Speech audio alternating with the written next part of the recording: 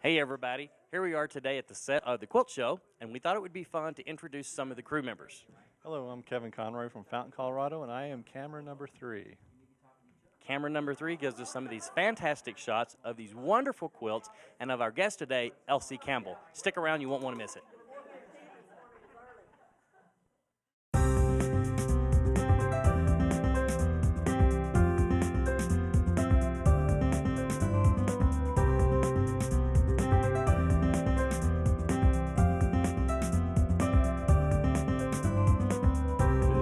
Ladies and gentlemen, Alex Anderson and Ricky Kim.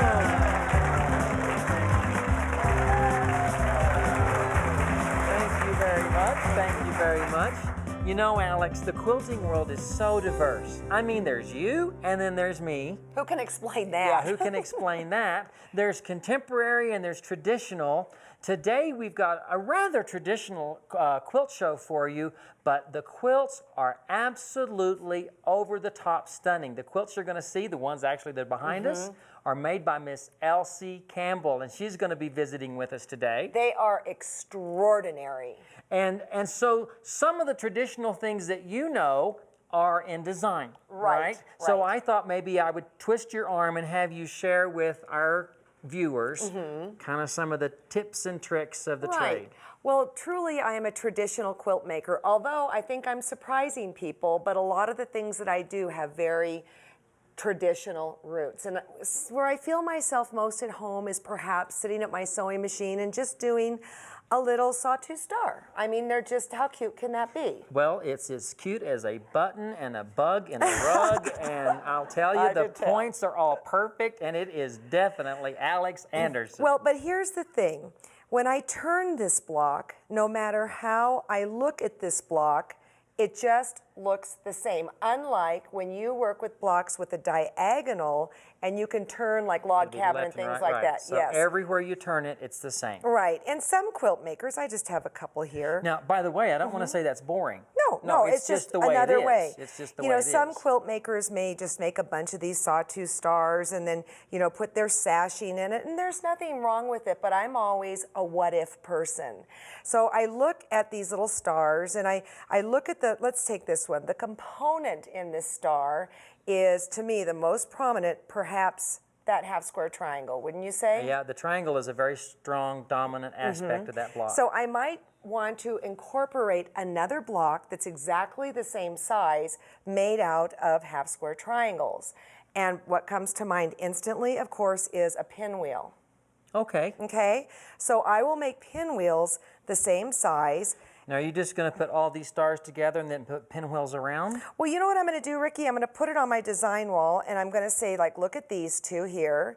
I would not want those together because they're the same print. Oh, the same print. It's hard to see, but they were the same print. So I will just put things on my design wall, look, and there you go. Okay, now that one kind of bothers me because it jumps out too much. Dark. Yes. And now this one's the same as that, so I'm going to switch it up here. And I will do this on my design wall till I get something that's nice and balanced. Again now, a traditional quilt maker might think, well, I've got different blocks, so I better put sashing in.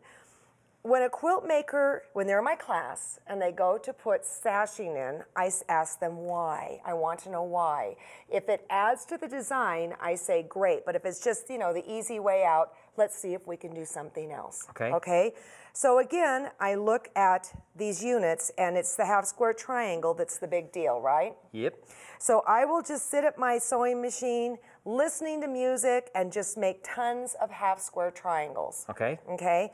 I want to look at this quilt now in rows. You have row number 1, row number 2, and row number 3. All right. All right? I am going to break up row number 1 right here with half square triangles. And again, I'm making sure that mathematically these work out. Sure. So if these are 4-inch finished, these would finish at 2. 2 inches, So okay. you just got to kind of keep that part going. All right. Then I'm going to break apart this row. Well, you know what? I'm going to put the half square triangles right here. I see. Oh, I Okay. see. So now it's the same, I'm sorry, Yeah. so the total same width. Exactly. So I'm going to go like this. Okay, now it'd be super easy to sew because you would just sew this row, and this row. But that's not good enough for me. Okay. Why not break it apart also coming down, now coming this way? Okay. So what you have to keep in mind, and this gets a little bit tricky, if you bump this down, say here, Right. somewhere, Yeah, like right here, you We're- can't sew that seam right across there now because this guy's Right. a full block. but what I'm going to do is get myself in trouble here, I am going to then say do this one here. Oh, Yep, here that we go. there, This that's one fine, here, yep. this one here, and this one here. And the last, because here the row goes across here, goes across. Well, you know what But you I'm could going to do do? that. I'm going to bump this Oh. one down there. Oh my gosh. And then I'm going to do here, here, and here. I see what's going on. And so I will get on my design wall and start doing this. Now, what you hope you can do is sew them together in neighborhoods. Sure. You know, like you might want to sew this together and this together and this. You want to avoid Y seams at all costs. You might get one, but it's not the end of the world. But I see like this whole piece now yeah, you could do would that. just go right on. So you're going to have to break it into, like you said, Well, you could do neighborhoods. this neighborhood, you could do this neighborhood, and this neighborhood. Right, so I see that as a whole thing. So I'm going to just look. That whole thing could be one thing. Right. Join all of that onto there. Correct. Join all of that, I'm getting this, right? Right. All of that onto there, and then all of Right. that onto there, and it would fit. I have had to do Y seams, so just be prepared, okay? Now, somebody asked on our website, what do you do about borders? I will often buy enough focus fabric for a border just in case I need it, but honestly, I prefer pieced borders, okay? Okay. Now, when you look at my quilts in my books, many, many times, you will find that I use an inner border that's striped. And the reason I use a striped inner border is my stuff is rather scrappy, and to me, it kind of holds it together so it's not so confusing. Okay? But again, using these units, okay, Half square triangles. half square triangles, I'll make a ton of them, sit there, just sew them up, go to my design wall, and then I will arrange them. And you're watching Johnny Depp movies. Yes, I am. No, because then I can't concentrate. But just using those half square triangles, look at here, you could just do a very traditional set. Okay. Okay? Or perhaps you could do, let's see, squares on point, like this. Okay. Or perhaps you could do flying geese. All right. Or perhaps you could do a zigzag. Or you could do them all. Nobody says that it has to be the same Right. all the way around. Well, but I think the basic bit of information is that you've kind of established a theme, not only in the color scheme and Right. the fabrics that you're using, but you're just continuing to repeat. And repetition, I can tell you this, both in music and in art, is what gives it strength. Gives Okay, it really strength. interesting. And these are out of neutrals. I've made a ton of quilts out of neutrals. This is my first one. And in this series, there is another show on neutral essentials, on how do you pick the neutrals and work with them. But should we show them my first neutral? Absolutely. Yeah, Okay. you're right here. This was in Quilts, the very first edition. It hung over the bed. It did not make it in the second edition, but the instructions for this are in neutral essentials. Very cool. So Isn't that beautiful? You can do this. So,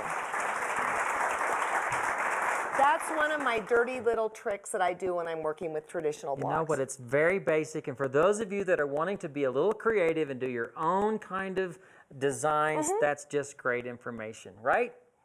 All right. Very good. Look who I see sitting over there. Come over here. This is Bob Purcell, Mr. Superior Threads, our thread guy. Hey, Bob, how's it going, man? Thank you for inviting Good me. to see you. And I'm just going to step out, okay? Okay, great. So what have you got to share with us today? I have a weight problem. No. We have a weight problem.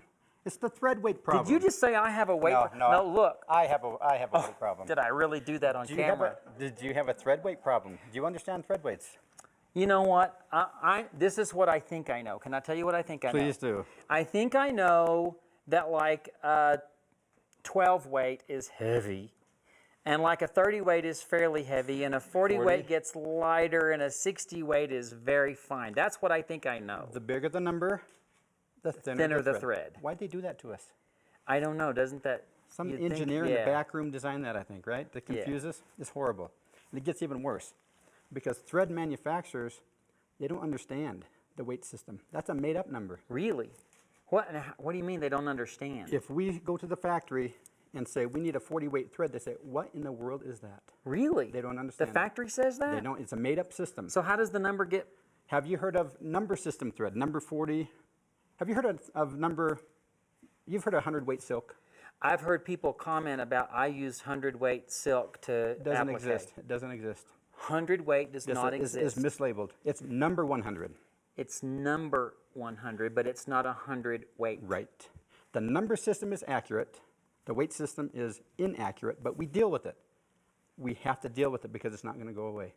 So it's not uniform from It isn't. company to company? Here's what happened. The factories, can we show this? I'll Yeah, show you sure. what happened. The factories will make a number 50 thread. You've heard of 2-ply versus 3-ply? Yes. Here we have a 2-ply thread. Number 50, 2-ply, they bring it in, and the company say, oh, number 50, we call it 50 weight. Another company brings a 3-ply thread in. It's a number 50, but there's 3 strands. What do they call it? 50 weight thread. Really? That's Is it what- heavier or thinner? It is. It's 50% heavier because there's 3 Wow. strands versus 2. That's where the confusion is. Thread A may be 2-strand, thread B may be 3-strand, but yet over here they're all labeled 50 weight, 50 weight, 50 weight. So how do we get this straight? It is confusing, and it gets even worse because it is a weight issue. It really is based on weight because the number, for example, let's say I have a piece of thread and it takes 20 miles to weigh a pound. 20 miles to weigh a pound. Another thread takes 40 miles to weigh a pound. Which one is finer? Well, the one that's going 40 miles is much skinnier than the one Yes. that only went 20 miles because it's, And what if it takes 60 miles to weigh a pound? then that's the skinniest one of That's all. really where it's coming from. I want to know how much thread does it take to weigh a pound. My pound is constant. The length is varies. Changing. Yes. Yeah. The problem is, Is that how the numbering system then? yes, sort of? somewhat. But the problem is we expect if it's 20 miles of poly to equal 20 miles of cotton. And they don't weigh the It's same. not the same. So it's confusing. As confusing as it is, I have a solution. Okay, what is it? Ignore the labels. Well, there you go. Here's what we do. If you want your thread to blend, you choose a finer thread. Maybe a 50, maybe a 60 weight thread. Okay. If you want your thread to show, you go medium to heavy. 40, 30, or heavier. I use fingers and my eyes, and I choose based on the effect I want. I am never confused. Okay, but what you did tell me just now is that what I said at the beginning is sort of still true. A 12 weight would be really Yes, thick, yes. and a 30 weight would be somewhat heavy. Medium to heavy. It should be in that ballpark, let's say. And the higher the number goes, the thinner the thread should get. But from brand to brand and company to company and content to content, They will vary. not be the same. They will vary. Now that's a little bit confusing, but it also helps you. So we basically, you say, make samples. Use your eyes, use your hands, choose based on what you expect to end up with, and make a sample. You That's- should never be disappointed. That's great. Labels are okay, but we never go 100%. Don't trust the label 100%. That's very good information. Well, I learned something. Did you learn something? Yeah? Thank you, Mr. Bob. you. Bob, the thread guy Always with a Superior Threads. Pleasure to be here. It's always great to have you. Now, don't go anywhere because when we come back, we're going to visit with Miss Elsie Campbell.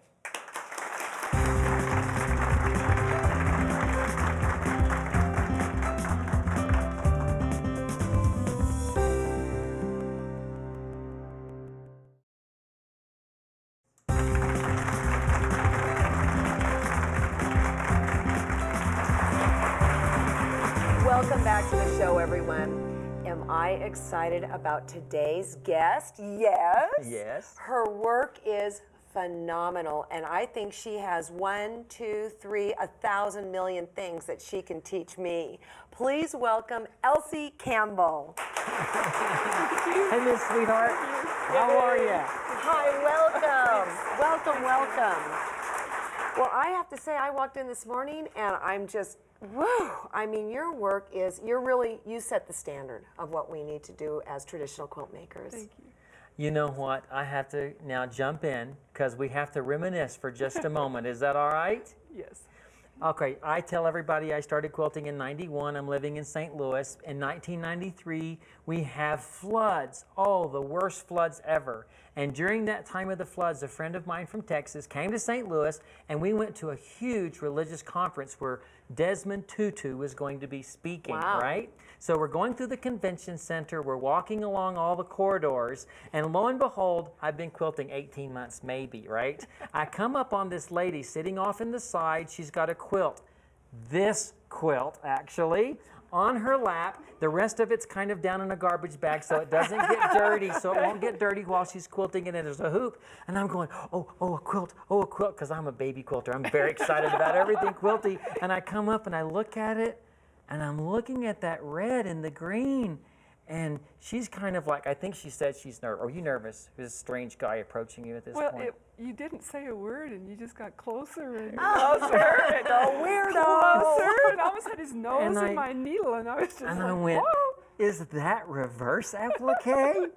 Yeah. And she looked at me like, Huh? how the heck does this guy know about reverse applique? And we got to know each other right then and there, and we've been great friends ever since. Started seeing each other at quilt shows and competing against each other. Yeah. Well, no, really, because Yeah. you'd be in different categories, Oh, wouldn't mixed you? Not techniques. always. Sometimes I'm right there in the mix with Elsie, Right. so we're all battling it out. That's Friendly great. competition. Anyway, look at this. Look at this, though. Is this not stunning? Really? It's just beautiful. You know what? All of that echo quilting is, it's less than a 1/4 inch apart. And much of it is quilted with red thread. Well, the on border the white is, background. Yes, absolutely, and And hand quilted. Talk about Colors. brave. That is brave in my book. Thank you. Wonderful Had job. fun. May I tell one story? Uh-oh. Do you recognize Oh my this? word! I recognize it, but I don't remember I it. have an original Ricky Timms to hang on my sewing room wall.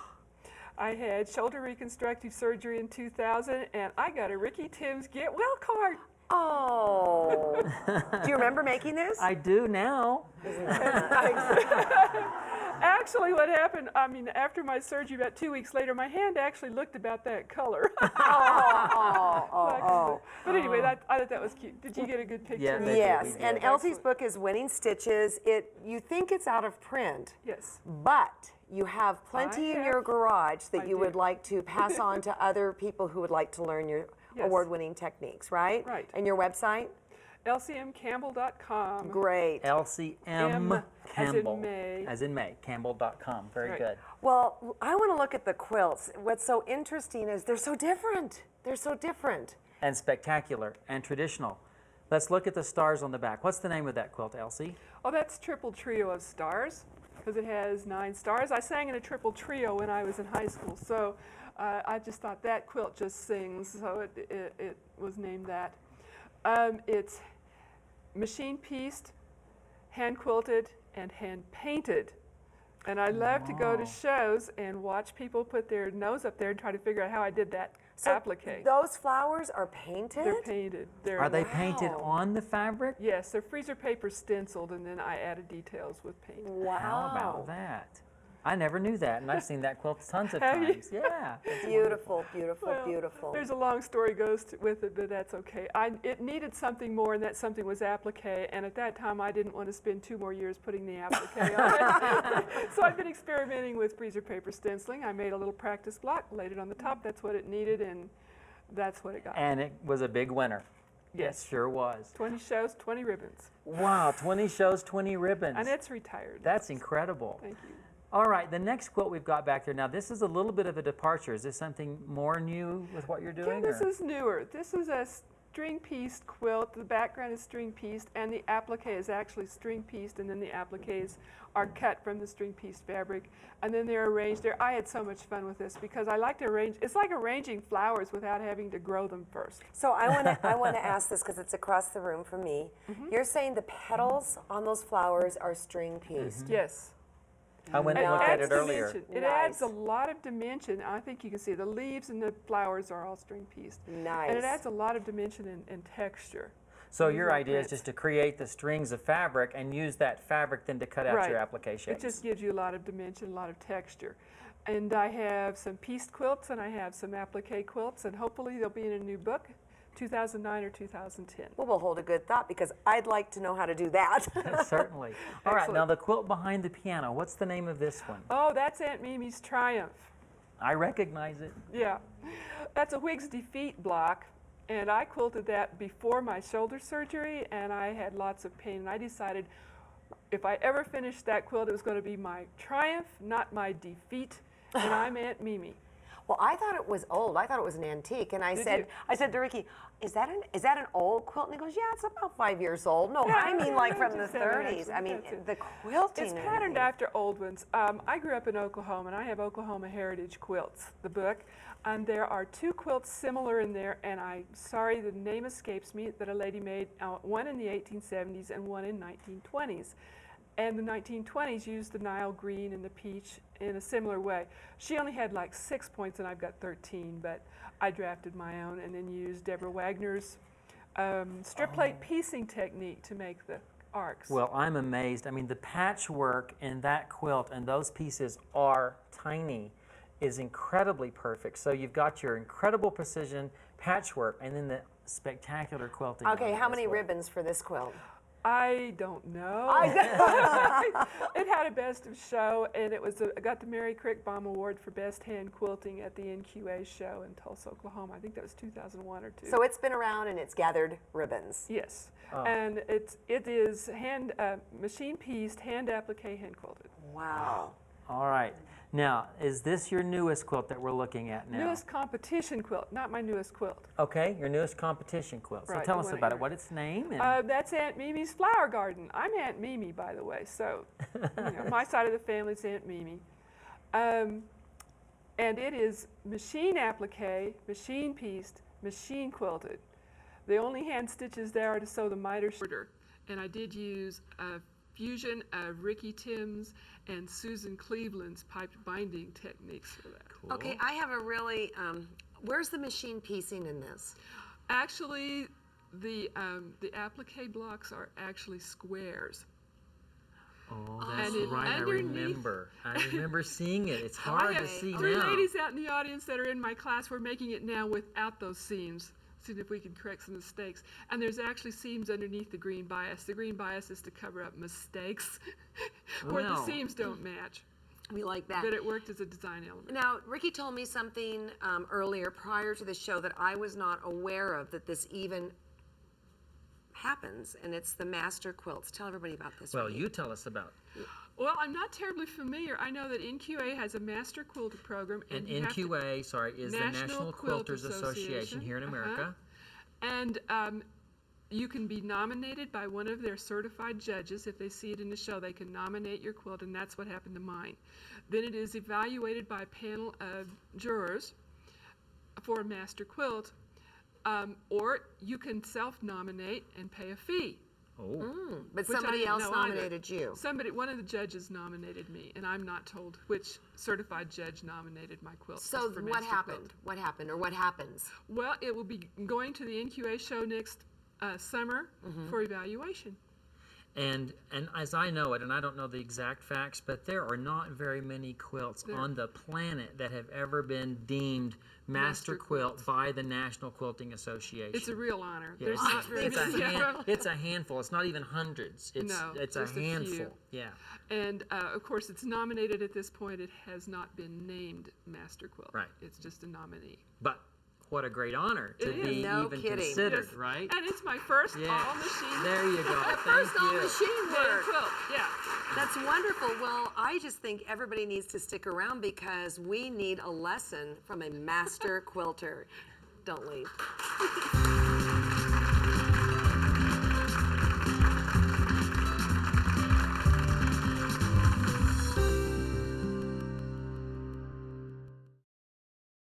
Alex, I know that you do commercial fabrics with P&B, and people are always asking, do you pre-wash commercial fabric? You know, there are two schools of thought of this, and it's kind of like there's this war, you know, and this line in between. But I vote yes, and there are three reasons. Number one, fabric can run. I would like to say my fabric's not going to run, but it is a chemical process, and stuff can happen. So for that alone, you should test. Number two, it does have stuff in it, and I would want to get rid of the stuff that might make you wheeze before you labor over it for any extended period of time. Right. The third concern is that it might shrink up. I'm not so worried about that, but given these three thought process, I would say do it. And could I just add that in my early years, I made a quilt with like 750 commercial fabrics. Only one of them bled. But boy, did it make a mess. So I'm with Alex. I vote pre-wash. That's right.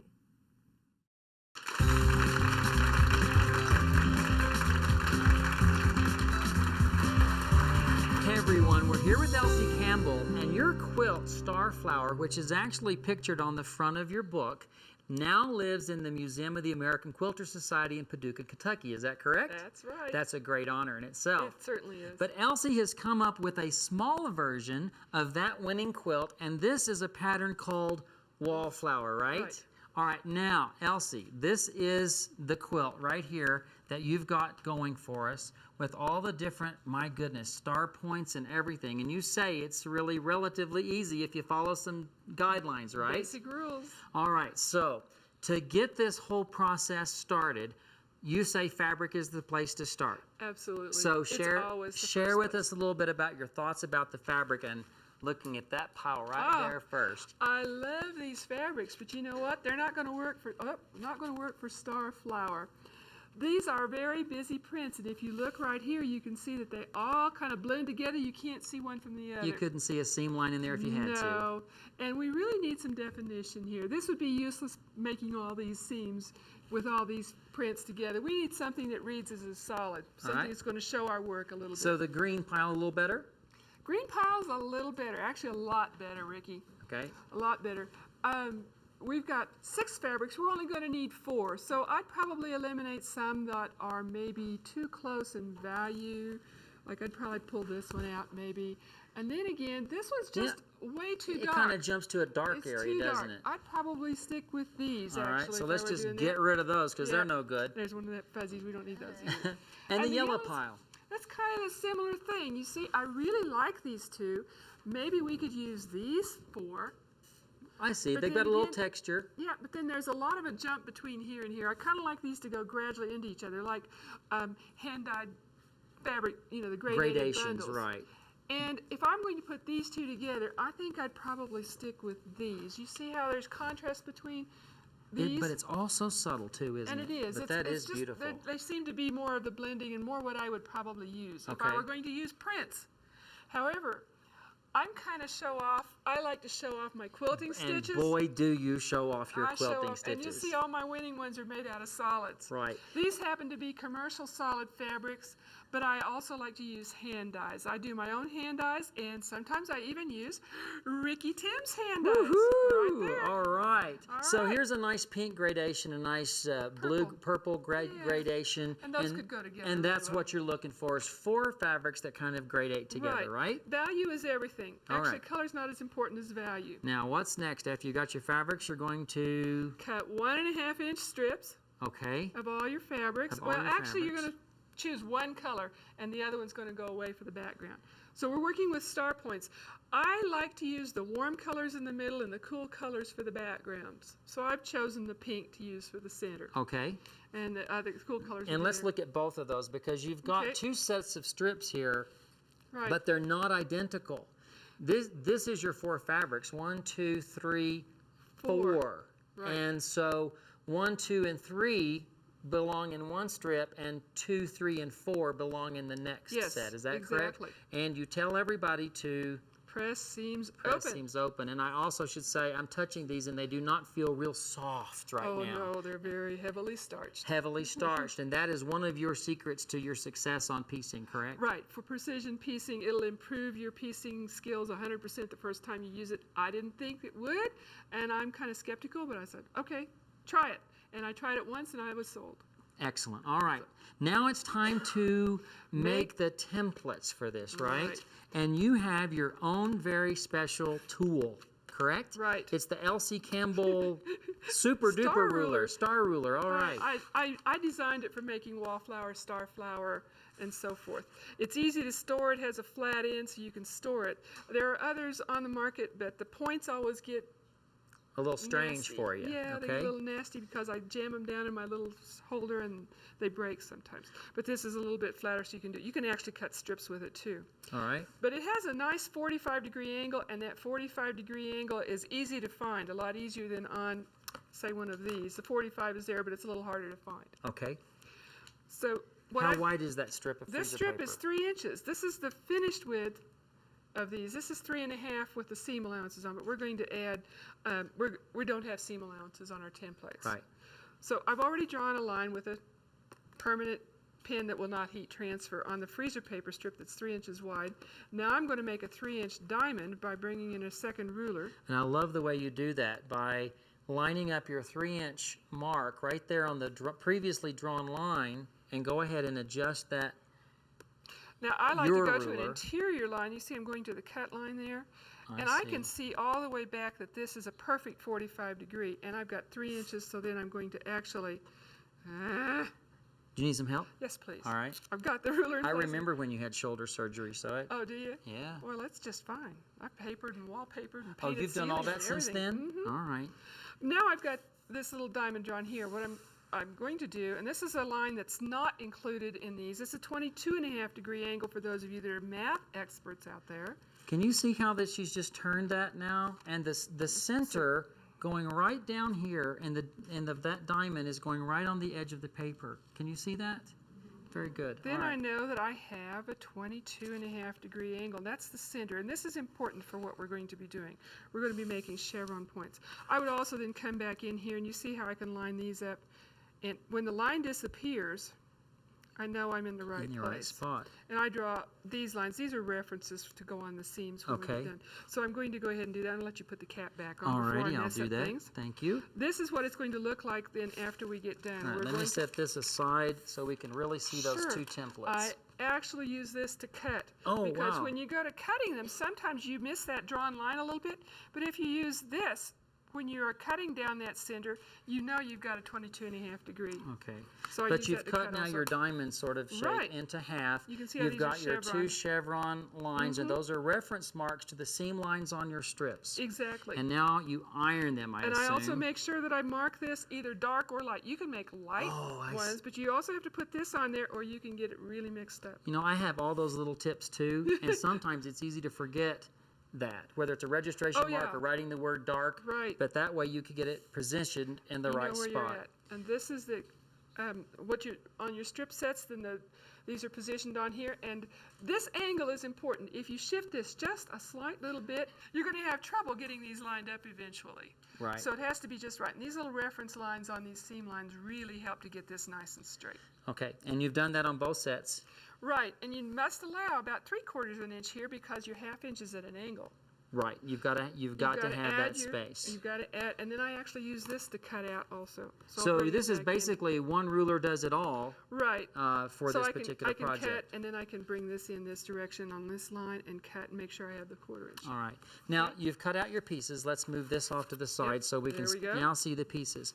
Actually, before we look at the unsewn pieces, let's look at these sewn pieces because you're going to sew your 2 units together, correct? Exactly, to All make a right. chevron. Now, Aaron, if you would, Elsie wanted to show something about Lift these this up. pieces. Is that the good one or the bad one? This is the bad one. All right, show us what's bad about that. Well, hand me my little pointer over there. Okay. There we Here you go.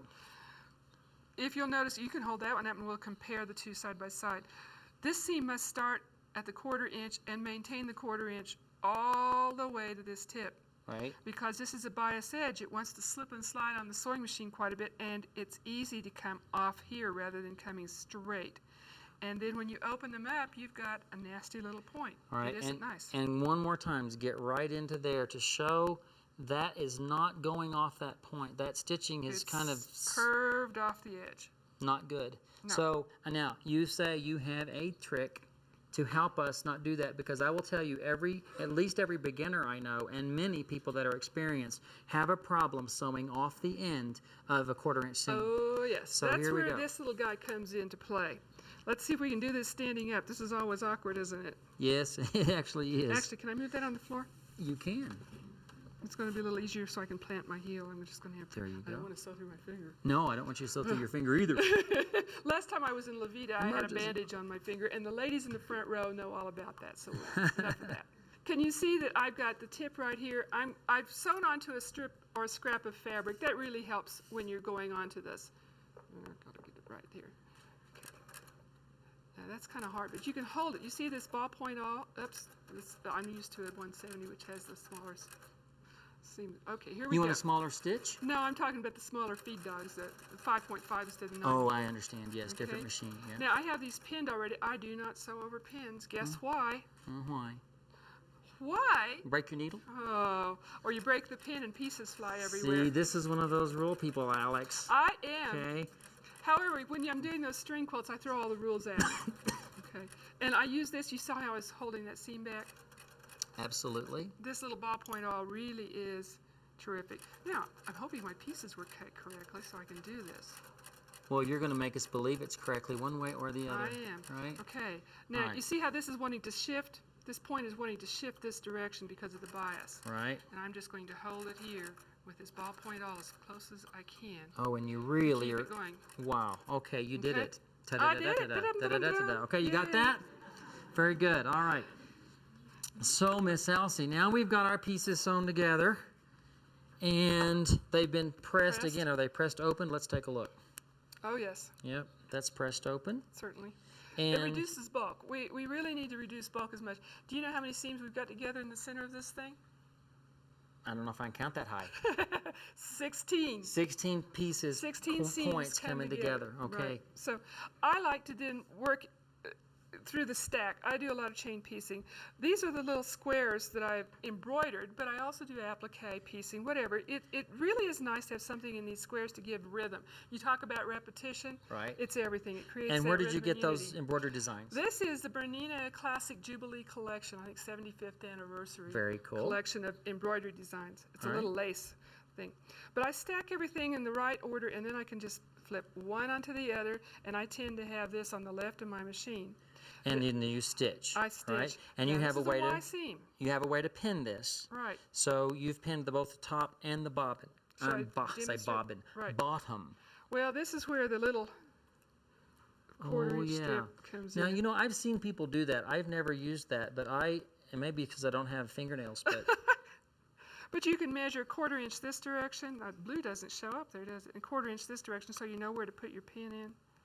okay. And then you can measure 1/4 inch here, and that tells you where this one goes in. And the same thing up at the top is the same way. At the top, did I take that pin out? Oh, Ricky, I did. It's all right. Same thing. Well- Measure, measure, and then you'll end up with this little kind of a V. You know, you can measure. This has to be measured. You see how you line it up with Oh, the I get it. cut edge? I and get then this it. direction. I get it. And then you can, and I do a little scooping on these. This isn't so critical as the center part. Okay, now what I want to show everybody is right here as you begin stitching through this area. I'm going to use that awl that you've got. You've got a little area right there where that 1/4 inch seam is going to start, Right. and then it's going to go off that little tip right there. So Actually, it's not going to. We're going to do Y seams, so we Oh, have to. we've gotta stop. back- You've gotta There's st- very few places in quilting where you backstitch. This is one of you're them. right. You start there, but you're going to back stitch right there in that And hole. you're going to start right here, and you're going to come 2 stitches forward, 2 back, and then come forward because you got to tie that off also because we got Y seams. Ah, so let's look at that. That's the creme de la creme right there, where this starts 1/4 inch in and 1/4 inch end on both Right. ends. Okay, so Yeah. open that one up and let's see what it looks like. So that's the unit. You have to make several of those units, correct? 8. 8 total. All right. 8 total. Here are 2, and now you've got to sew those together. Right. And again, one of your big tricks is sewing that Y seam. Right. Show us how you do that. Okay, we've got this to where this is loose, and we can see where to start and stop. But I line these up like this. Actually, I'm going to put them because I want my darks together. I don't know why, because I Okay. did it with that way. Okay. Okay, then I can flip. Actually, I'm having them oriented this direction, Ricky. I work from right to left when I'm sewing because that's the way our sewing machine is. Okay. I flip this onto this. Where's those pins over there? I do use pins for this. I don't use pins for a lot of things. Ladies that have taken my class know that. This is one area where I will, because I want to match these. I will fold it back and make sure they're exactly on top of each other. You're killing me. I know. You're killing me. I know. This is one of those rare places where I really get picky about it. You know what? That's why you have the winning stitches. Seriously, isn't it? It makes, I think the difference between an award-winning quilter and one that doesn't win awards is their ability to rip and resew. Or your willingness, to rip and resew, for okay, sure. If you can see this right here, this is where I've done that. I'm going to go ahead, I'm going to start, see there's nothing to match under here. But because I have this seam on top, I can see where to start and stop. Right. I'm going to put my needle right down in here, take 2 stitches forward, 2 back, and then come straight off the tip here. Right. Now, the deal is I can't ever, if I back into it, I'd sometimes overshoot. Right. So what I'm doing here is if I start exactly where I want to stop and then go forward first and then back into it and off. Okay. Then I've got it tied off without. You know what? anything And I else. think that's easier to see the way you just showed it than Yeah, on the actually sewing sewing it on a machine. sewing I think machine, you're all right. right? So now you've got these units going together, and let's see. Oh, now do you have to do something with these guys yet? Well, it so happens we could go ahead and sew stars and all this together and then put borders in, but we've got all those Y seams to deal with, and it tends to stretch and get distorted. I found that if I can add the borders at this point and then sew them together, I have less distortion and I can get it all nice and square. And you, in this particular case, have done a 3-pieced border. Right. All right. And you can see that I've done chop these off. What I'm going to do is sew this onto this. Once again, I orient it to where I can see where to start and stop. You see, here's where my seam ends, and Yeah. I can see where to start and stop. Right. And once again, I'm going to do a And do back you stitch here. sew over that seam, or do you pull that back and start under there? Do it both ways. Okay, so It either or. just depends. Either or is In this good. particular one, I did it where I sewed over the seams. I usually don't. So you have a Y seam here. Right. And You then have. this is sewn on. Uh-oh, help me. I This messed is up. sewn on like this. Oh, yeah. And then we're mitering the corners. And miter that corner. Right. And Then that we gets have you this unit right here. this unit right here. This particular one doesn't have the miter done yet. Right. But they're two identical, basically. Right. And now, can I guess? Yep, you can guess. You put that puzzle together, and you're going to There. do Y, Y, Y. Actually, you're going to start here first. Oh! All right. But You're actually going to flip this onto this, and you will sew the stars together first. You see this little Y here? You have to make sure you come straight off through that. okay. And then you're going to start and stop here, of course. Then you are able to work your way out, and you will be able to see where to start and stop because we've already sewn this seam. You'll be able to see where to start and stop because we've already sewn that seam, and so forth. Okay. All right. So That's the key to Y seams is being able to I'm see gonna where to start. I'm going to trust it's all It right works. in there. Yes, it is. Okay. You That's bet. what I'm going to believe. And Now- there's a DVD that goes with it. Oh, how exciting. Okay. All right. Now, and then one more piece. This is the half. That's the now, this half. is the half all there, and you just put it in place, And there you go. now you're going to have, I mean, I don't know exactly how you're going to do That's it, but exactly it is zigzag It Y could be, seam all the way across. But I am going to do this first, Okay. and I'm going to put it to where I can see where to start and stop. Go across the center, stop, then flip it over, and then I can see where to start here and overlap. I always want to know where to start and stop because that Y seam, because I don't want to overshoot the Y seam. That's really great. And that's what makes those corners look really great. That's all right? exactly it. And lo and behold, everybody, here it is. Ta-da-da-da-da-da. How's that? Pretty good? Oh yeah, we did it in under 15. Now, look at this. It's the green one I want to show the All right, centers we'll on. do that. That's with applique corners. All right, now I want you to look at this next one. We've got it upside down because Elsie has a little trick right in the middle here. This little tool comes right in there again. When you end up, you're going to have these seams they're all going to be folded, and you're going to, well, I don't have one here. But I like to release the stitches. Bulk happens when fabric folds back on itself. Sure. So if I release all these stitches in, past the seam and then let the fabric go flat, you have less bulk. Well, on the seam. it certainly is flat. Not only is it flat on the back, but it's flat and perfect on the front. Isn't that great? And now look at the quilt finished, all right? Isn't that beautiful? And this one has applique corners. You can do Yes. embroidery, you could do Right. applique, you can do piecing. Piecing, Yep. And here's another one. This is the one that's on the cover. That's the cover quilt. So, I am so excited. That's All a right. lot of information, It but I'll is, tell in a you nutshell. what, some really, really good tips on precision piecing today. Thank you. So now listen, we will be right back because we've got Photo Man. You don't want to go anywhere.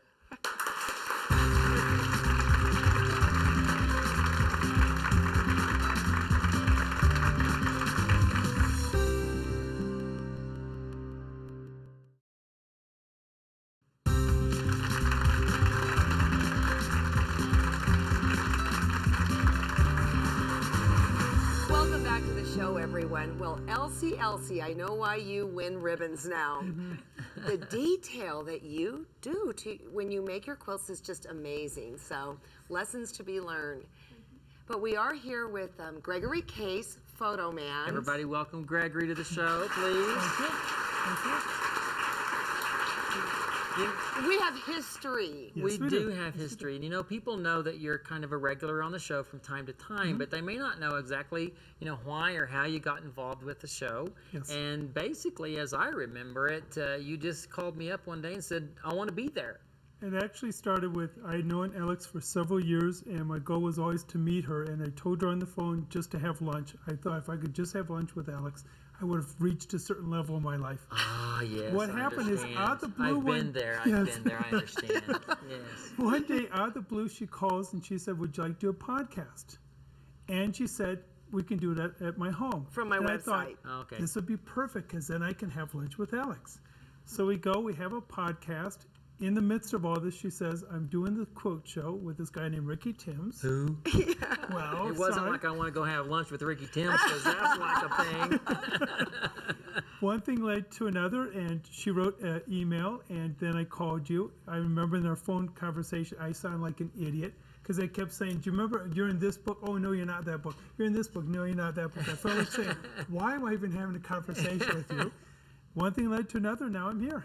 Well, what we wanted to do today, and for all of you that are out there, is just to kind of stroll down memory lane, because Gregory has taken so many behind-the-scenes shots. I mean, thousands at this Yes, point. yes, Thousands of photographs, day after day when we have taping, and so we want to stroll down memory lane. And they are housed on the website under slideshow. And so while you are a world-renowned, and I'm not kidding, quilt photographer, you have created this incredible, Album. yeah. It's been a lot of fun. It's Album been of a lot memories. fun. Yes. So, should we take a look? Please, All good, right. Tell good, us about the good. first one that we're looking at.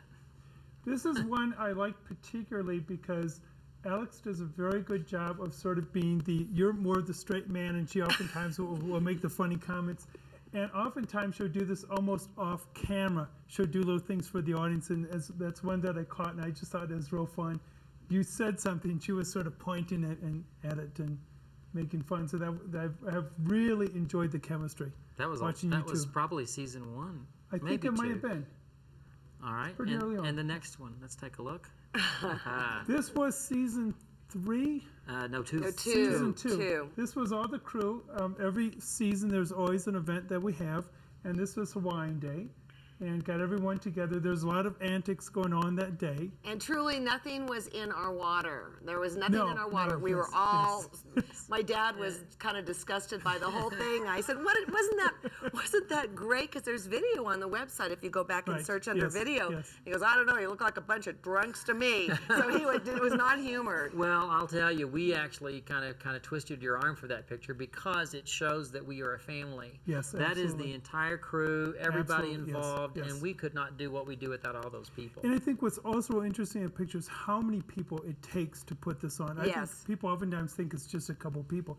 It's a good-sized crew. But you know, there's always one. Yes. There is yes. one, and could that one in this next picture be our camera see, who guy, could that Wayne be? Evans? Could it be Wayne?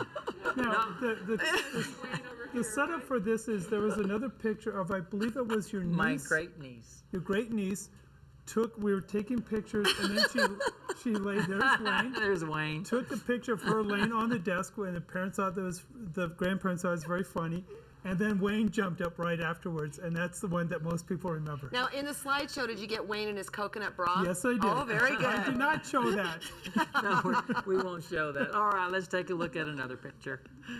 This Jeff. is Jeff, who is oftentimes not photographed very well because he's always running around. He's vacuuming, hanging quilts with Justin, etc. But I liked that what people forget is there's a lot that has to be done behind the scenes to get ready.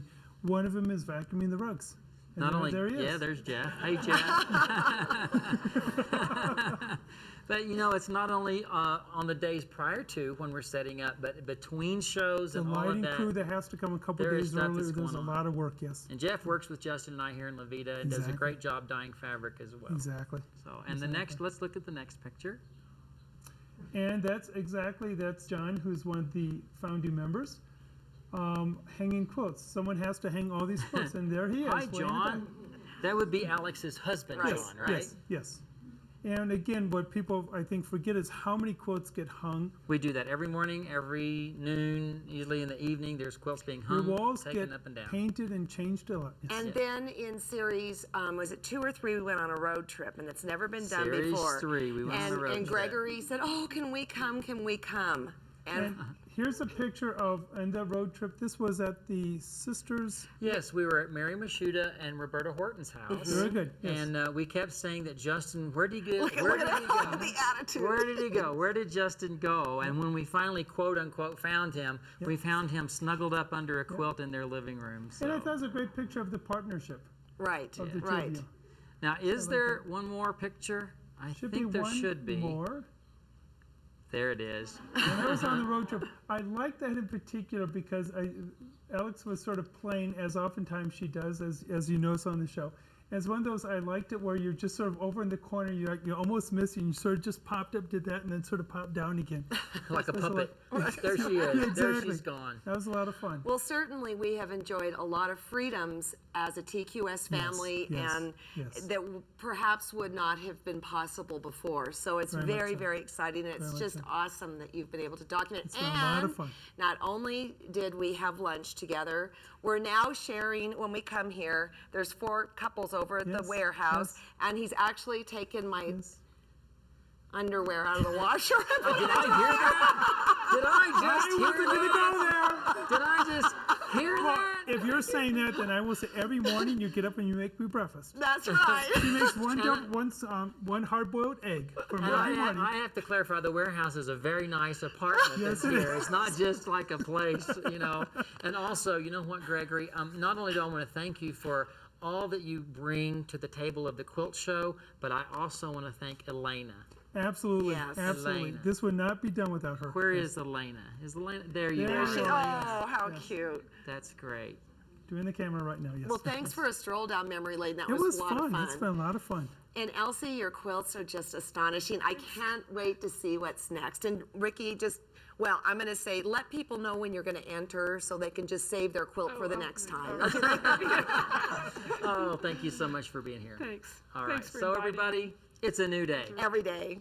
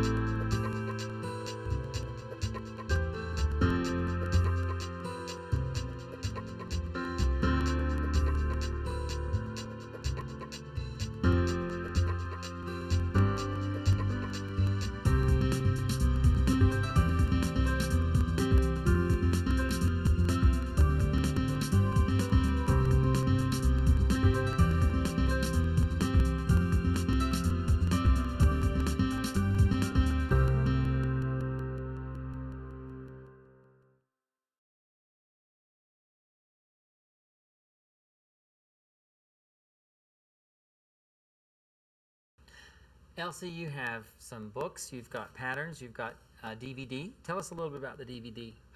Well, what we just saw this afternoon when I was making the wallflower, that's the DVD. Wow, so we can actually see you put it together. It's about an hour long, and it's a 2-day class in a nutshell. Very, very good. So Elsie, your quilts, you can just tell, are loaded with hours. How do you carve out time for yourself? People ask me that. I'm like, I mean, do you dedicate time versus travel, teaching? How do you balance all that? It's been difficult since I started traveling and teaching quilting to get my own work done. Yeah. However, Kansas winters can be pretty iffy on travel. A little harder to get out of Dodge than you might think. Oh, get out of Dodge. Right, You right. can't. There's another word in there which we deleted. Okay. And I usually take November, December, January, February For personal time and Right. quilting. Right. Can you like work hour upon hour upon hour, or do you like do a couple days burn out and then do something else? I'm actually a wife. I have a husband, and he needs tending to once in a while. I garden. I have all sorts of other interests that I do. So, and I have found that I cannot. I used to quilt, like when I was working on this one, I would quilt. I'd quilt in the evenings for maybe 6 or 8 hours. Oh, when I get home from Are school. you able to be involved in your quilting community in your area? Am I involved, girls? Big All time. right, okay, yeah. That's great. We have some of Miss Kitty's quilters here. Miss Kitty's quilters, of course you all know what Miss Kitty did for a living, and I thought this is really weird to name a quilt guild after this woman. Then when I found that they met at the Budweiser distributorship, I thought this was the guild for me. Anyway. And I should say, just in assuming that people know who Miss Kitty is and what she does, our international people might not. Oh, that's So true. let's tell who Miss Kitty was. How do Where I did she explain live? that? She lived in the old Wild West of Dodge City, And she Kansas. was a real She was she not real or real. legendary? She's very fictitious. fictitious, but everybody Amanda knows her, Blake- Miss Kitty. Amanda Blake played the Miss Kitty role in the old series Gunsmoke. Okay, and she probably was in the saloon most of the time. Oh, yes. And she was probably very friendly with the men. Oh, I'm sure. So that's Miss Kitty. That's great. But our guild is wonderful. We have great people in it, and my closest friends are from that guild. They've supported me through thick and thin. Right, Bernice? All right. Well, Elsie, thank you for all the years of friendship that you've had with me. I appreciate that. It's been fun. I think we've kind of both grown as a quilter, kind of along the same parallel path. Not exactly. I mean, you've taken off like Yeah, but you know what? rocket It's ship. we do our different things, but it's just Absolutely. really been fun to stay in contact all these years, and it's been fun to kind of come full circle and have you here on the Quilt Show. I appreciate the And, opportunity. I'm sure Thank that you very much. everybody is going to be And very. it's been a pleasure to meet and visit with Alex. Yes, it's been wonderful. I've seen your Absolutely. work for years and have Yes. admired it. Yes. And I love the story. You know, it's so crazy. I can imagine when you were sitting there and this guy comes like, oh my gosh, that's so weird. And yet how wonderful, Yeah. you know? It's been great. So, all right. Thank you. Never dreamed. Thank you for being here. Thank you very much.